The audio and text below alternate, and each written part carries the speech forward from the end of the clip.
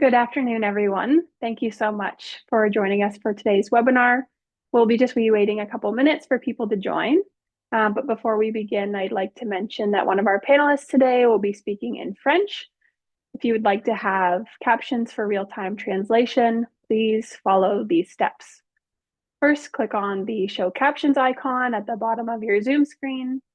Then click on the small up arrow next to it to open the translation menu. Once you're in the translation menu, you can click to turn on translation and set the speaking and caption language to English. If your primary language is French and you'd like to translate English content into French today, follow the same steps and select French as both the speaking and caption language. Thank you, and the webinar will be starting in a couple of minutes.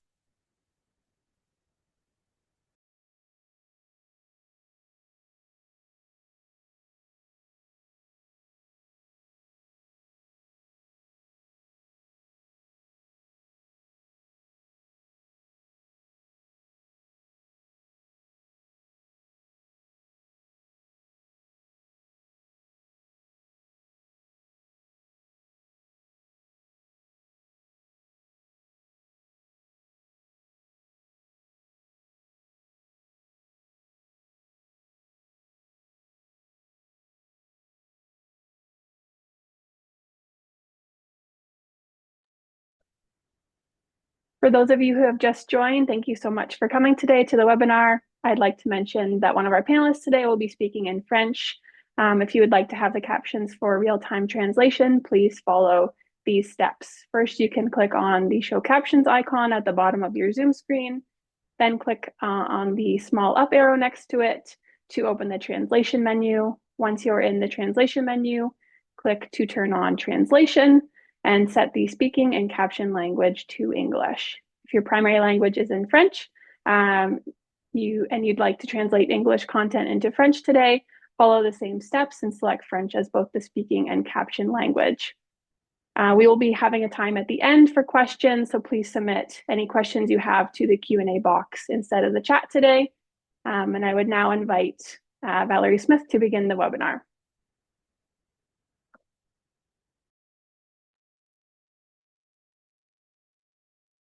Thank you, everyone, and thanks so much for joining us today. I'm Val Smith, and I'm the Director of Road Safety at Parachute. I'm also the President of the Board at the Canadian Association for Road Safety Professionals. I'd like to welcome all of you to the webinar on the 4th Global Ministerial Conference on Road Safety.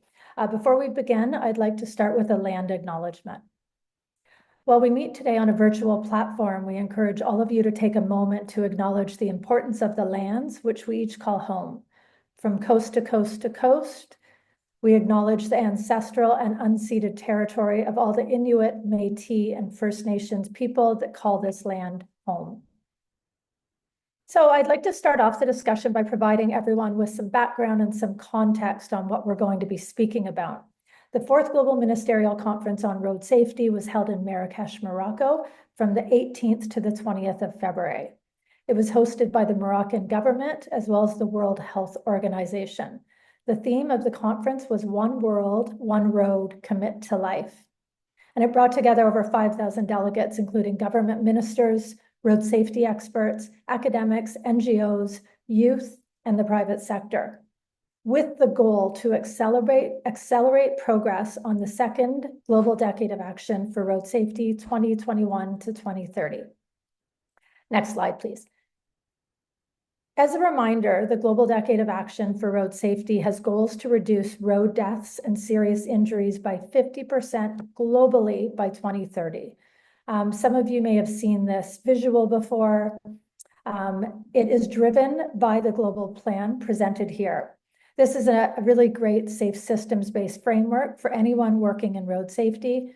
It speaks to the importance of civil society engagement in collaboration with government, as well as the absolute need for us to be focusing on evidence-based interventions. We should only be doing what we know works. And as civil society, we should be working strategically with all levels of government and the private sector. Next slide, please. Okay, so prior to the formal start of the conference, some of us had the opportunity to attend two different events. One was the Global Alliance of NGOs for Road Safety Symposium. I do want to give a big shout out to the Alliance for the fantastic work they do to bring NGOs, road safety associations from countries all around the world. They literally provide the backbone for which we can engage as a global movement with the Global Decade of Action. And also they help us to provide capacity building for change in our own countries. The NGO Symposium was a really great opportunity for member country representatives. So in this case, Mavis and I both attended to share our experiences, identify challenges, and strategize on leveraging advocacy tools, partnerships with governments, private sectors, and academia. So it was really a great opportunity for us to talk about what was happening in our own countries and share stories. The other event that was happening was the World Youth Congress. So this Congress was engaging young leaders in the development of the Global Youth Statement for Road Safety, a bold call to action demanding safer, more sustainable mobility worldwide.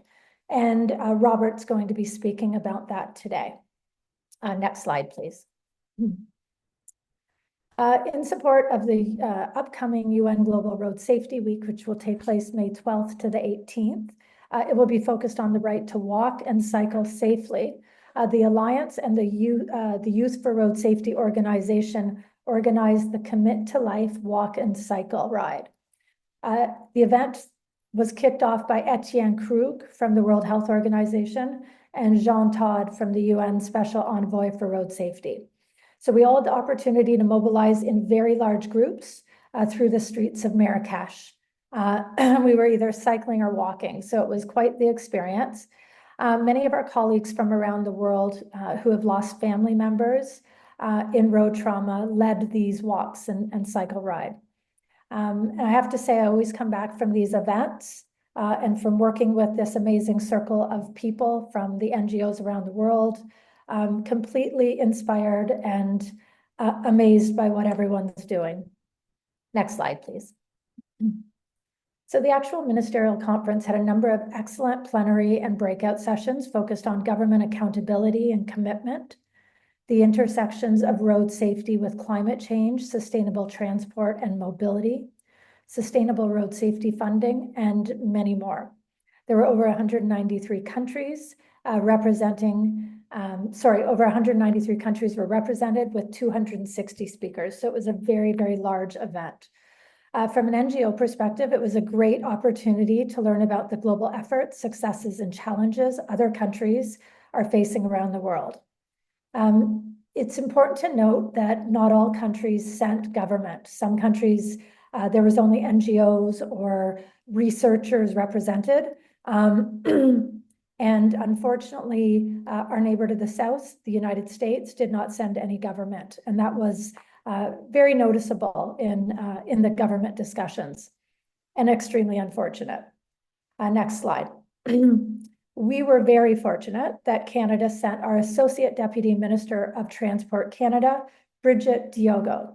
Bridget was invited to be a speaker in the opening plenary, where she spoke of Transport Canada's road safety initiatives and also highlighted the importance of civil society in this work.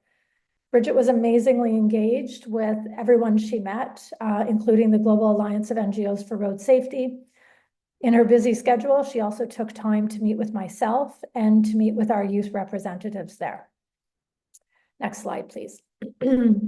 So the conference wrapped up with the Marrakech Declaration, calling on all governments to implement all recommendations set out in the global plan, which I spoke to earlier, including strengthening laws, safety regulations, and coordination across government, more cross-border knowledge sharing, technical support and technology transfer, as well as research into emerging technologies.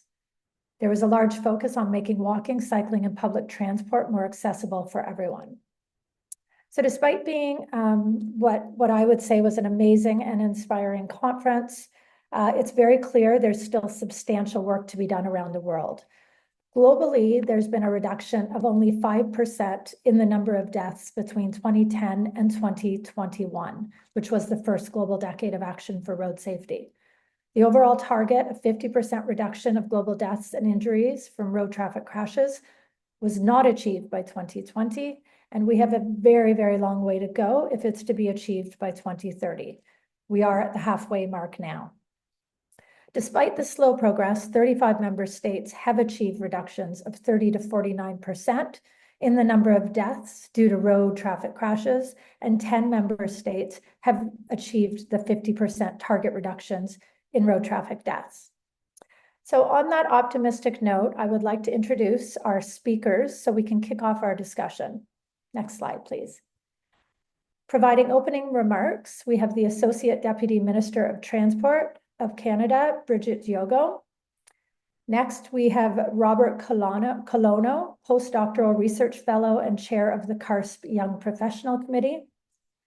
We have Ousseynou Tall, Director, Community Partnerships, Traffic Injury Research Foundation, and a heads up that he is having some technology challenge, so we're not going to get to see his face. And finally, we have, last but not least, we have Mavis Johnson, longtime road safety expert and champion, road safety consultant, low middle income countries. Bridget, welcome. I'm going to pass the mic over to you for opening remarks.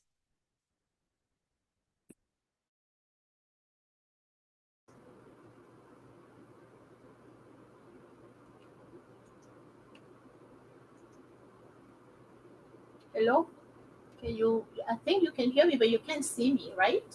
Yeah, we can hear you, but we can't see you. There we go. We've got you. Okay. So we are in different parts of the country. So for some of you, it's probably morning. So good morning, good afternoon, no matter where you are. I'm very happy that I'm here today to provide some opening remarks. I have to say that it was an honor for me to represent Canada at this conference. And as Valerie said, it was a very instrumental but also motivating conference. And it was a real pleasure for me to engage with Canadian organization like Parachute and meeting our youth ambassadors. I also came back very enthusiastic and looking forward to continue the conversation on how we move road safety forward. I also have to say that it was the first time that the conference was being held in Africa. And I think it was a very well-run conference. I was really impressed by how much everything was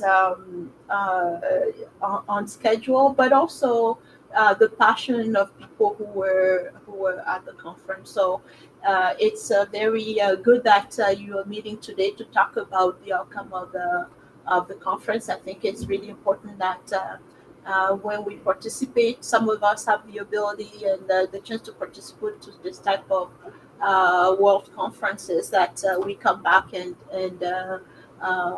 do a bit of a debrief of what we saw, what we hear. And so I also looking to set up a short meeting, follow-up meeting with some of you to talk about the conference. So to start my formal remarks, I have to say that, as you know, we are in elections, and so there is a caretaker convention, and as such, I will be talking about Canada. However, we know that there is a change coming, and so I'm in no way looking to convey formal position of an incoming government.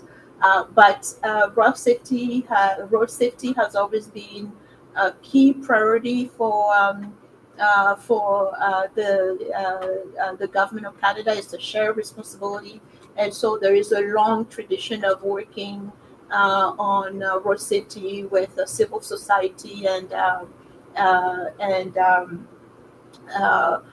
other levels of government. And so I think I can only see those things continuing. And so it was a ministerial conference. The minister could not attend, and so it was my privilege to attend and represent Canada at this conference. And some of the themes that emerged up from the conference, including the urgent need to address road safety given the high road fatalities and serious injuries globally. Valerie was sharing some statistic earlier, and the need for effective road safety governance. I think that's a point that I personally stressed during my remarks at the conference. And one of the other themes that came out of the conference and the call for increased financing initiatives and the importance of collaborations across multiple stakeholders, including civil society and youth. And so the role that you all play, it's very critical. And I think the progress that we have made in Canada wouldn't have been possible without the implication of civil society, including youth. And during the conference, in the plenary, I participated at the beginning of the conference. There was a youth representative, Sana,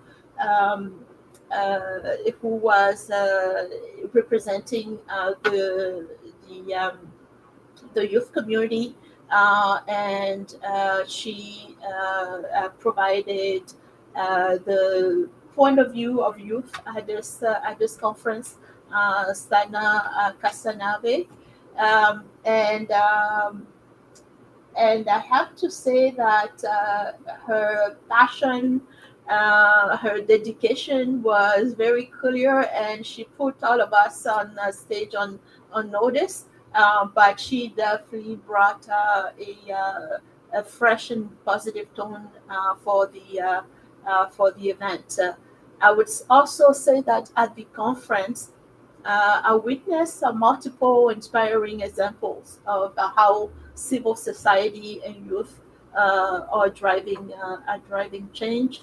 I had the pleasure of engaging with Parachute and the Global Alliance of Road Safety NGOs at their pavilion. I have to say that one of the takeaways that I have of the conference and my visit to with the Global Alliance for road safety NGOs, for example, was the fact that it can take very little to make a big difference, and that to make progress on road safety, it doesn't require necessarily that we do big things at the national stage, at the regional stage, but that everyone in their community can take steps to improve road safety locally. So very impressed by the tools that I saw at during my visits, such as the mobility snapshots, the helmet white paper, and the accountability toolkit. On my way back to Canada, there were two people on my plane that had these helmets, two helmets, a man and younger men. I think I assume they were likely father and son.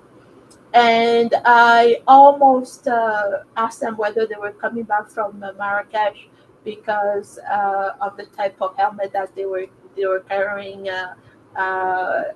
hooked to their bags. But I lost track of them when we got off. Just a sign to say that the conference really had an impact on me personally. Another highlight was the Global Youth Statement for Road Safety, and that I have on my table. It's a statement that was crafted by over 150 young leaders from 130 countries. It's a bold call to action that demands a safer and more sustainable mobility worldwide. Um, I would say that the Marrakech statement is one that we have supported, and I think when you look at that Marrakech statement, the youth statement need to be put into that context as well, because it's not just the leaders that need to come and decide how they are going to move forward, but the fact that the youth statement call on decision maker to invest in youth-led solutions to foster multi-sectoral collaboration, ensure accountability is very important. And I think that there is no way forward without young people being at the table. So for some of you who were there representing Canada, I really appreciate your contribution and your dedication to the cause. And on the Marrakech Declaration itself, and the global plan for the decade of action for road safety. I think you all know that Canada's commitment, the Transport Canada commitment, has always been very clear. Although there's still a lot of work to be done, and I think the Canadian strategies that set out the overarching goal of continuing a downward trend toward Vision Zero is one that we need to continue to pursue to the maximum extent. Yes, we have seen success in Canada through our partnership with civil society in advancing road safety. For instance, the collaboration with Parachute on the vulnerable road user safety resources repository that have led to impactful campaigns. I think this is a tool that can be an example for many other countries. When we were there, some countries in Africa came toward us and say, so where do we start? And I think we have put them in some of them in contact with civil society, but we would also be looking at how we continue to support in terms of sharing best practices, information. There is a lot of things that we have to make sure it is disseminated to others, so they don't have to start from scratch. So as we move forward, it's crucial to continue fostering these partnerships, leveraging the unique strength of civil society and our youth. Their involvement ensures that our road safety strategies are comprehensive, inclusive, and effective. By working together, we can create a safer environment for all road users and make significant strides towards achieving Vision Zero. So this is one of the reasons that Canada has chosen to co-host 2 international events over the next couple of years to bring all of our partners together. So this includes the 28th International Technical Conference on Enhanced Safety of Vehicles, ESB, in Toronto in May 2026. And in October 2027, Canada will be hosting the 20th Pariarc World Conference in Vancouver. So I hope many of you will be able to attend these events. The conference was very motivating, was very empowering. I think it sets a clear path for us to follow. But as NGOs, you'll probably say we heard that before, but we shouldn't be giving up. So we have to continue to prioritize road safety, engaging all of you and our youth to continue to make strides toward reducing road deaths and injuries. So I'm sure that your commitment is as strong as ever.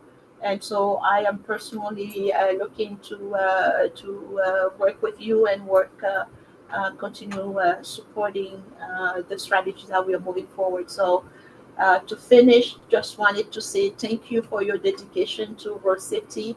And I know that together we can make a significant impact and save lives on our roads. For some of you who don't know, before I became the Associate Deputy Minister at Transport, I was here 5 years ago as Director General for rail safety. And I was so envious of road safety colleagues because they had something called parachute in their spare, and they have Vision Zero as a goal. And I will be seeing all the activities and the fact that there seems to be a movement toward reducing road accident and road injuries. And I always wish that in rail safety, I had a similar call across the country about what to do to reduce accidents and trespassing accidents on railway tracks. So I have been following your work for many years, even though I was involved. So I really appreciate the invitation today to speak with you. So merci beaucoup. Merci. Thank you so much, Bridget. Thanks for taking the time and for sharing those remarks. I'd like to ask that all the panelists turn their audio and video on now. And just very briefly, the helmet initiative Bridget was speaking to, it was a study the Global Alliance did that basically essentially showed that there's a very high percentage of people around the world, especially in low and middle income countries, that are wearing non-standardized helmets that lacked certification. And they had examples of these helmets at the conference. And that's one of their big mandates is around helmets. Okay, so we have about 30 minutes left, and I really want to hear some stories coming out of the conference from our panelists. Robert, I'm going to start with you. I had the opportunity to get to spend time with Robert at the conference and his colleague Jerome. Parachute did provide some funding to both of them to go to the conference through our youth granting program. So Robert, prior to the conference, you attended the World Youth Congress. I understand that the theme of the week was the turning point. And I also understand that there was this amazing energy and momentum coming out of that Global World Youth Congress. And I saw that as the Ministerial Conference started, hundreds of young people. Tell us a little bit about your experience at the Assembly and what the turning point means. Okay, thanks, Val. You can hear me? Yeah? Yeah. Perfect. Okay. So the third World Youth Assembly, it was a really pivotal event for all of us to gather together and get young leaders to discuss and then collaborate on some of the strategies to improve road safety. But I want to start, maybe by going back in time for a second, because I think it'll provide some more context in terms of how we got here and then, Canada's role. So this was the third assembly. The second assembly was held 5 years ago in 2020 in Stockholm, Sweden. And then the assembly before that was in 2007 in Geneva, Switzerland. So almost, 20 years ago. And the purpose of that first assembly was to set a youth declaration for road safety, because we all know that traffic crashes are the leading cause of death and injury for young people worldwide. But at that first assembly, young people were committed to taking practical measures to improve road safety and then calling upon others to do the same. Now, some of you, probably don't know this, but for that first assembly, Transport Canada actually funded 8 young Canadians to go and attend. And then part of the motivation for coming back was forming this Canadian Road Safety Youth Committee, which is now known as the CARSP Young Professionals Committee. And that's the committee that Val mentioned that I chair. So it really goes to show that initial investment in youth can have payback, nearly 20 years later, where we have this national youth-led organization, and we've worked with many students and professionals over the years. And last month we were back representing Canada on the global stage. Now, for the assembly itself, the third youth assembly, there was 150 youth from 130 different countries. The 2 days were filled with discussions, expert-led sessions, interactive workshops, and then unveiling the new global youth statement. And Bridget mentioned that the statement had 150 youth voices, but I have to make a correction. There's actually 3,000 youth voices that that were in different yours consultations and then provided input on that statement itself. So around the world, there's so many youth that have contributed to this. And I think that is also the reason why there's so much energy at the conference. I also want to say, from my perspective as the chair of the professionals committee, I've worked with probably hundreds of youth now over the past few years, and there's a lot more we can do. And part of that is why the theme was a turning point, because we're in that second decade of action, and we're still far from their goals. So something really needs to change. And then, what? Lastly, in terms of like the energy, I think one of the reasons there was so much energy is because youth came to this conference as advocates. They weren't there for their job. They weren't government officials or media or whatever. They came there most of the time because they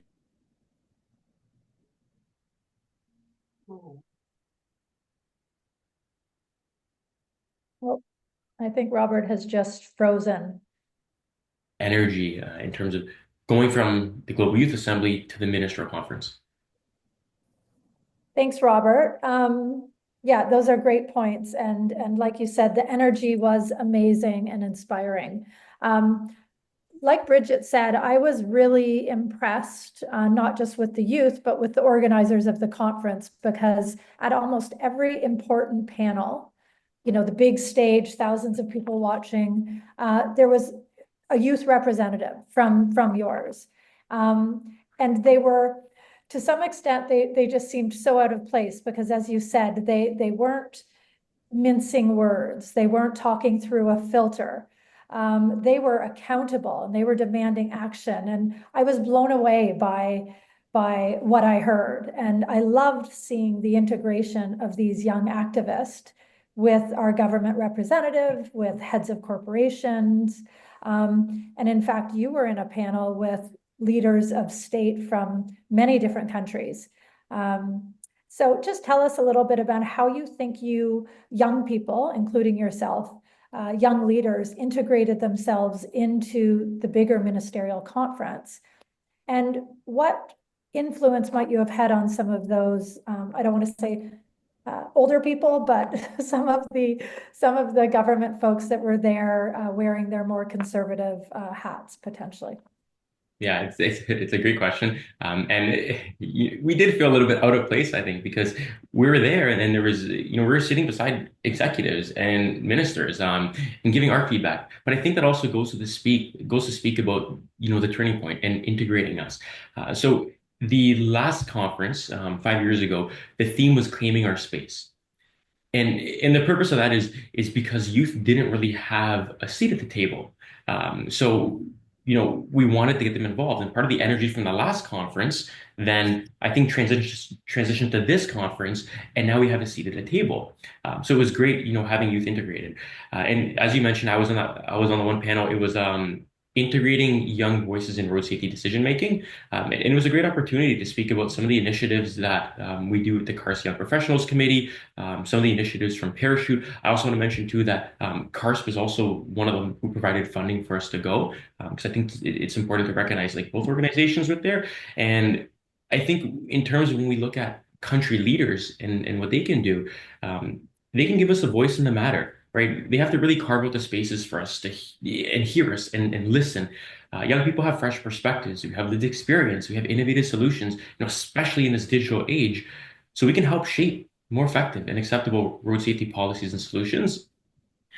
I also think they have to invest in some of the youth solutions. So as we saw, there's that global youth statement for road safety. I'm going to share in the chat afterwards, but I really encourage everyone to look at it because it talks about three different actions: investing in youth solutions, teaming up across generations, and then accountability. And as I mentioned earlier, some of that initial investment in Canadians paid off down the line, and that just shows like the importance of these actions.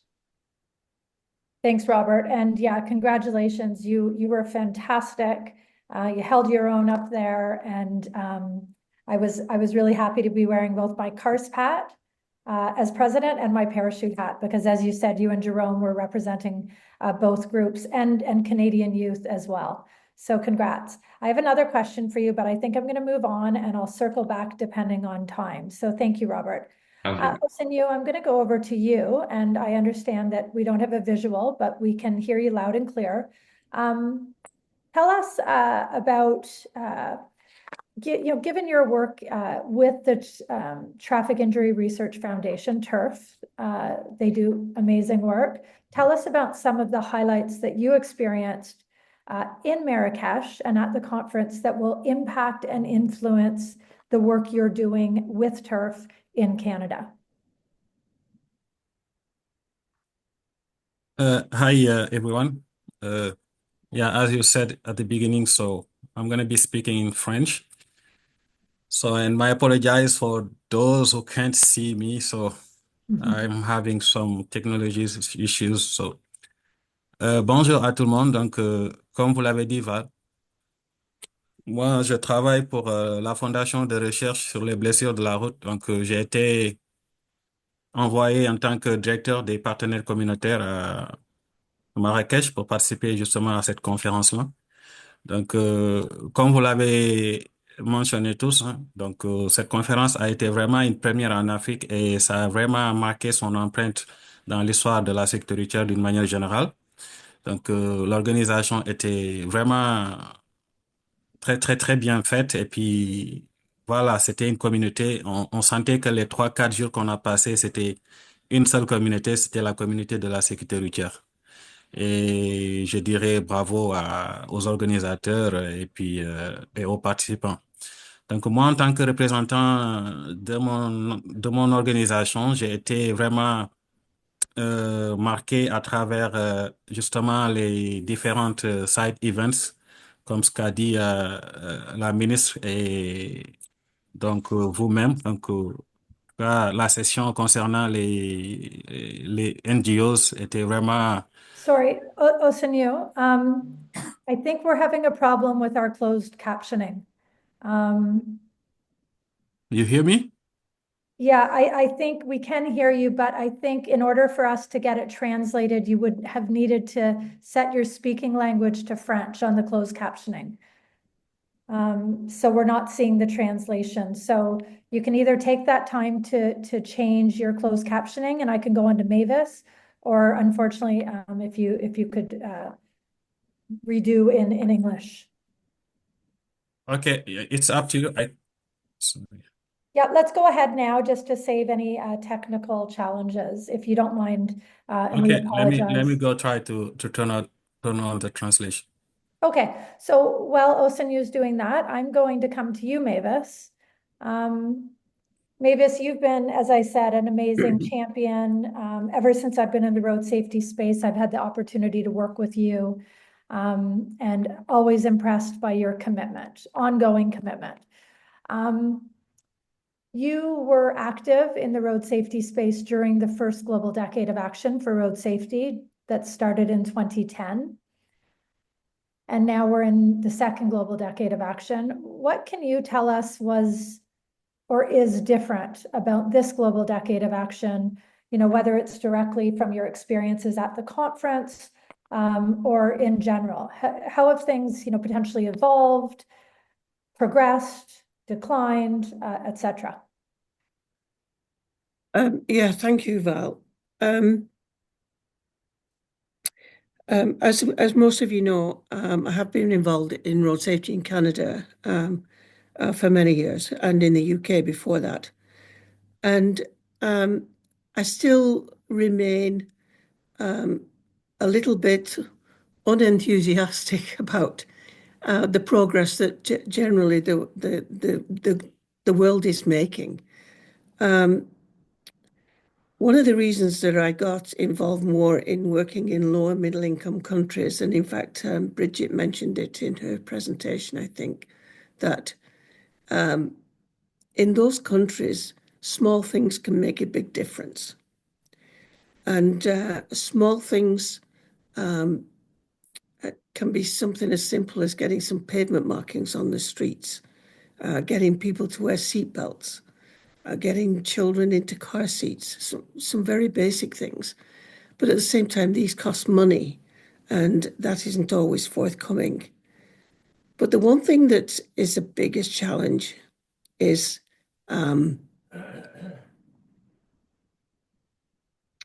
really the political will to make it happen. And this isn't only in low and middle income countries. It happens in many places, and Canada really isn't a lot different for different reasons. But we can never underestimate the importance of political will. And I know that a lot of ministers came to that conference and signed the declaration. But I wonder how many, unlike our own representative, has come back with a real keen desire to move forward. Because we are still lacking in many ways. And a change of government in many of the lower middle income countries can make a huge impact on how road safety moves forward. I was particularly interested that Trinidad and Tobago is one of the 10 countries that has actually reached its target. And back in the probably 2012, 2013, I was actually there helping them establish a plan based on the safe system approach. And again, I follow these countries, but to hear that it actually made it is amazing to me. But I could tell right 10 years ago that they wanted to make a difference. And the same people, and that makes a difference as well. If you get somebody who's really passionate, and that happens a lot with NGOs, because they're driven often by a family member that has been killed or injured in a crash. But when they step down or they step away or they retire, the rest don't have that passion behind them. So we always have to be looking to make sure that the people who are signing up for this for the next 10 years really have the passion to want to make a difference. And so I think, unfortunately, there weren't many ministers there from the lower middle income countries, but one significant one that was there was the Pan American Health Organization. PAHO are the WHO representative in the Caribbean and North America. And the fellow there is really keen to make progress. Now, the happenings of the last 2 or 3 weeks in the US have changed many things. Yeah. Many people didn't make it to the conference because their funding was dropped at the last minute. And so we have a very separate, significant challenge to deal with as well that isn't going to help people move forward. And so I would just like to see a little bit more involvement at all levels of government in Canada. It's still a bit spotty across the country. Some provinces have signed up for a Vision Zero program. Some haven't. Some municipalities have. Some haven't.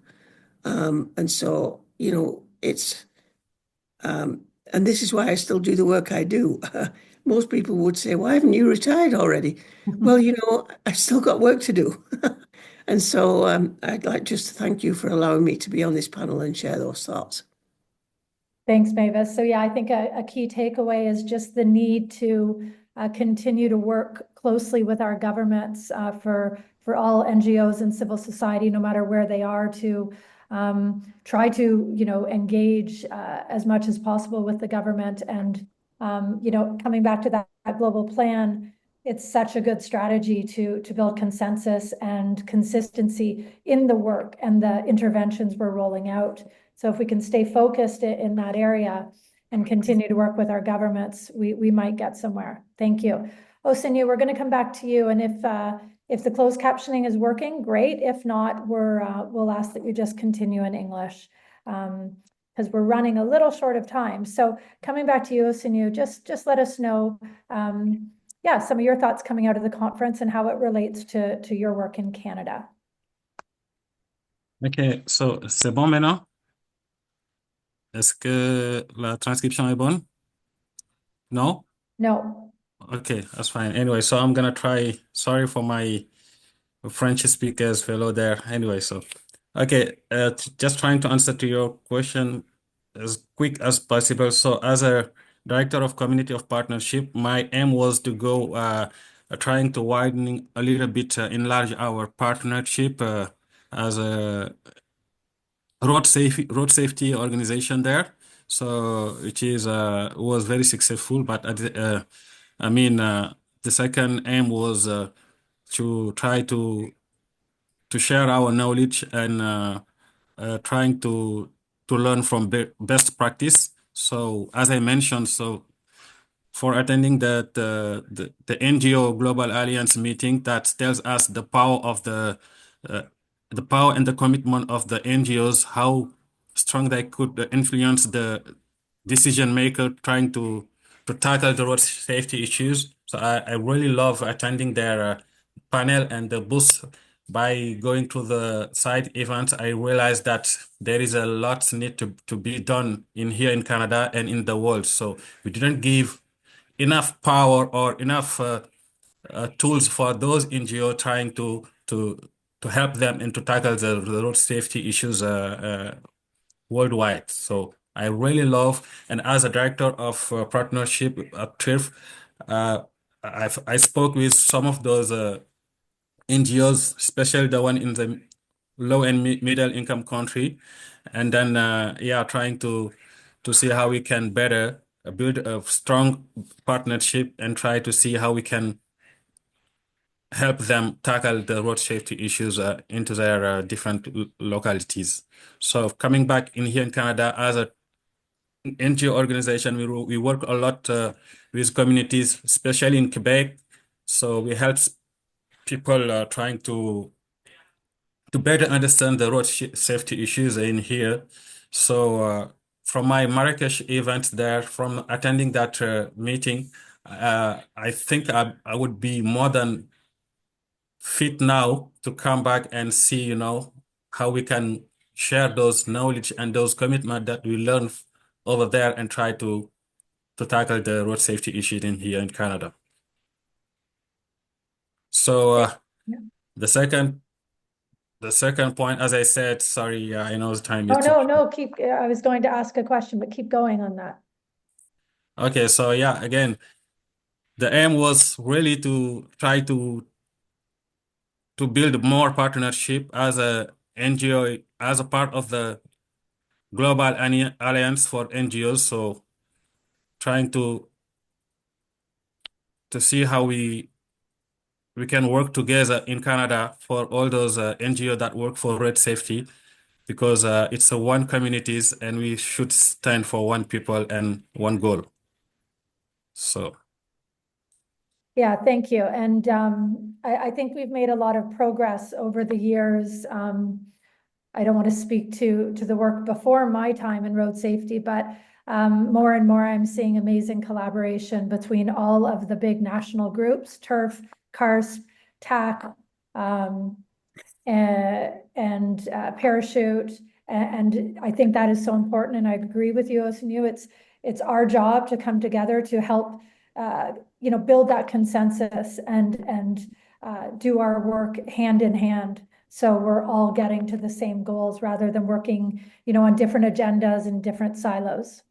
So we'll continue to try to foster those relationships in Canada.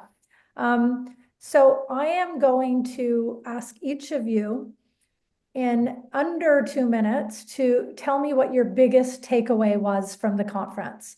And I do want to open up the floor to 1 or 2 questions. So please adhere to 2 minutes. So Robert, what was your biggest takeaway?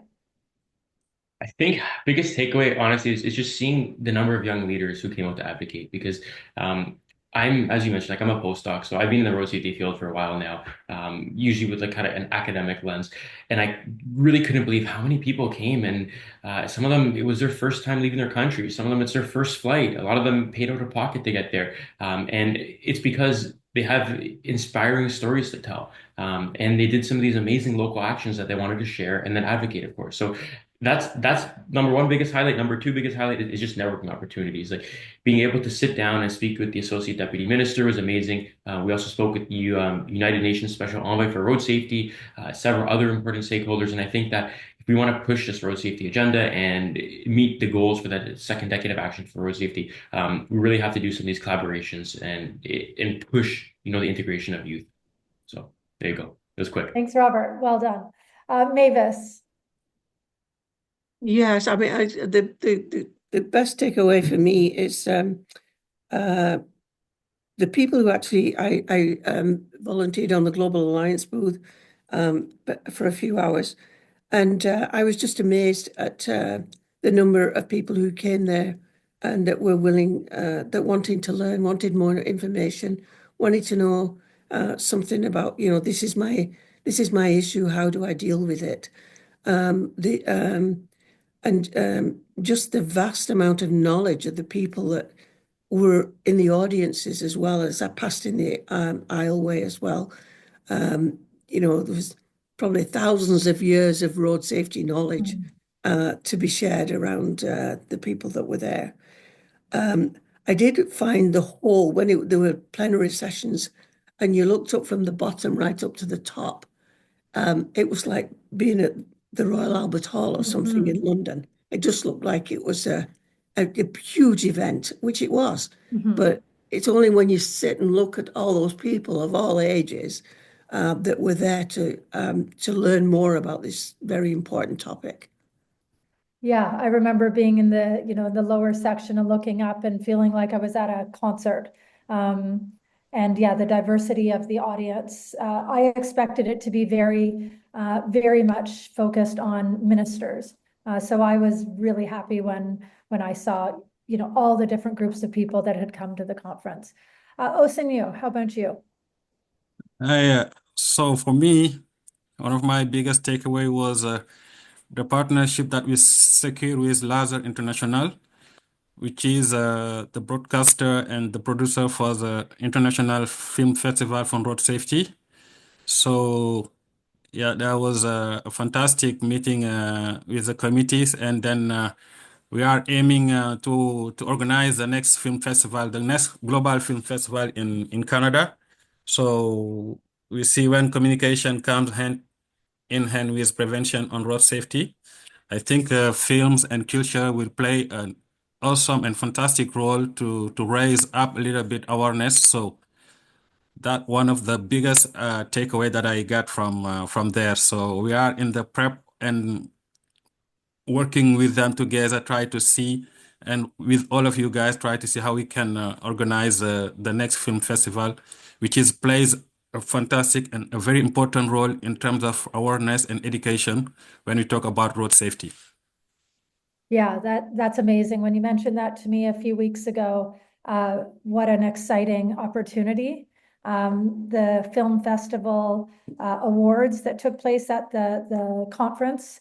I saw a few of the films that were just amazing. And I think it's such a good medium to not only engage people working in the space and inspire us, but the public as well. So anyway, any of us can help TURF in the rollout of that. We are here and very excited about it. I'm going to finish up with, before I go to questions, with just I have two very quick takeaways. The first one is the youth piece. Again, I've said it a few times. I wish I was a young person still, and I could have been part of that movement. And I think one of the big reasons we're seeing this amazing youth movement, even in Canada, is because of the intersections we're now really starting to recognize between roads, climate action, sustainability, equity, and mobility, right? Like there's all these connections. And so when you have young people engaged and inspired around access to mobility or equity, there's also a place for them in road safety. And I think that is, I think we have to all leverage those connections in order to build more public momentum for what we're working on. And the other piece, again, I just want to highlight the role of the Global Alliance. They did very quickly, they issued a press release yesterday where they did a thorough analysis of the entire conference. They essentially listened to every government presenter and captured language, captured commitments to metrics and financing, captured their communication around what their country is doing in terms of evidence-based interventions. And they've pulled it into this amazing analysis. I haven't seen anything like that coming out of a conference. I think it's a brilliant idea. And the work that's being produced post-conference by the Alliance is amazing. If anyone needs information on accessing any of that, please reach out to us. Okay. I can open the first question from Kat Hamilton. How can organizations whose focus isn't road safety, but represent unique perspectives of vulnerable road users, e.g. disability groups, support road safety work? Does anyone in our panelists want to answer that?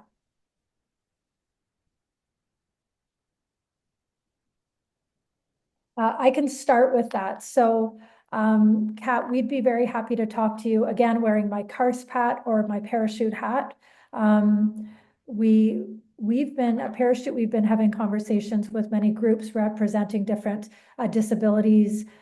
We had a great meeting with the CNIB a few weeks back about doing some initiatives with them. And people with mobility issues, no matter what they are, need to have a very strong voice in road safety. And again, the movement around road safety is really starting to integrate access to mobility for all people. So I think there is a very solid place, and we would love to get input from any groups working within that demographic. So please follow up with myself, and I can make some connections as well. Okay. I don't see any other questions. Some of them have already been answered in the Q&A. And we have about 2 minutes left. Do any of the panelists want to share any final thoughts before we wrap up? I'll share just really quickly. So I said before, like one of my highlights was how many youth who came, but I forgot to mention, I think it was also interesting, not just those who came and showed up, but hearing their stories. Like there was so many local actions of Mavis, you mentioned it, like small like projects, low funding, but they made a big impact. So I think it's the importance of involving as many people as we can and providing support for some of these local actions. I know the Global Coalition and like Youth for Road Safety, they do that. I know Parachute has done some like local action work too. And for anyone on this webinar, I definitely encourage you to do what you can with your organization and try to integrate as many youth as you can into the discussion and support some of these local actions because they can have a long-term impact. Thanks, Robert. And Bella, thank you for joining us, Bella. You are also an inspiration to all of us working in road safety. And Bella is asking about plans to stay connected and updated within Canada and with partners in other countries. I think in Canada, Certainly, we've been working with a number of groups who are engaging around the Global Decade of Action, including 880 Cities, TURF, CARSP. Bella, we would welcome your input into how we're strategizing around bringing together these national groups. What we're trying to do is engage the federal government, provincial territorial government, and municipal government around accountability and commitment, making sure everybody knows what the Global Decade of Action for Road Safety is, because you'd be amazed at how many people working in transport do not know anything about it. And so that's our mission, is to continue to be loud and stay connected with as many folks in government and civil society. And Ousseynou, I think you wanted to add to that. Yeah, I'm just trying to give a challenge to Robert. So as you mentioned, and as everyone's mentioned, so the youth engagement will very, very, very, very powerful, and they have a voice. So I think you have a challenge to try to mobilize the youth community in here. So with the help of other NGOs and local government, try to raise awareness and see how we can better take those community as part of the road safety improvement part. So I'm giving you a challenge, try to organize something that the youth can be heard. Thank you. I will second that challenge. And I'm guessing Mavis will third that challenge, and Bella will likely fourth that challenge. So you've got some work in front of you, Robert. I am going to wrap up, but I can't finish the conversation without a question from one of my very well-respected colleagues, Dr. Charles Tatter. We miss you, and he is asking if there's any funding for research into injury prevention in Canada regarding motor vehicle crashes. That's a very long and complicated answer, Charles, but I think there is a lack of funding for research, and I think any of our colleagues like Dr. Rotman and many others will say the funding is very siloed for research, and we do need to bring research into the work we're all doing. It's a silo that we need to break down, and I think that we could have a very long conversation around that, and I'd be happy to follow up with you on that, Dr. T. It is now 2:01, and I think we could keep talking for a very long time, but I really want to thank everyone for joining today, for sticking with us through some challenges with our closed captioning. It was our first try at it. We will get it all figured out. Thank you, Ousseynou, for taking the discussion in English.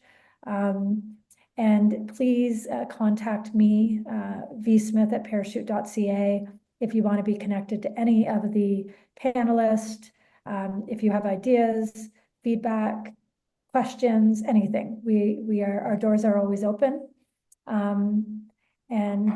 Yeah, once again, thanks so much for joining us, and a special thank you to our Associate Deputy Minister and our panelist.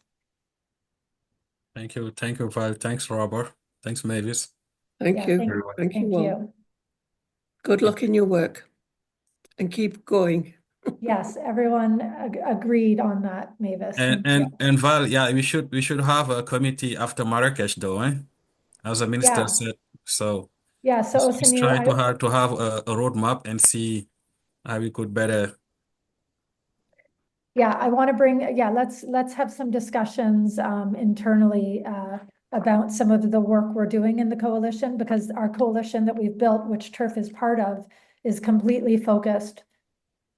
We're trying to be completely focused on the Global Decade of Action for Road Safety. We have the global plan. We did some priority work. We identified speed as one of our key priorities. Second priority was having a voice in the CCMTA road safety strategy. We're submitting our responses today as a coalition. So we are doing some work, and I think there's more energy. There might be more groups that want to take part. So we will definitely follow up with you and our colleagues at TURF. Okay, sounds good.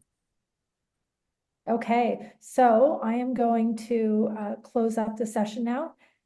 Thanks again, everyone. Thank you. Thank you. Thank you.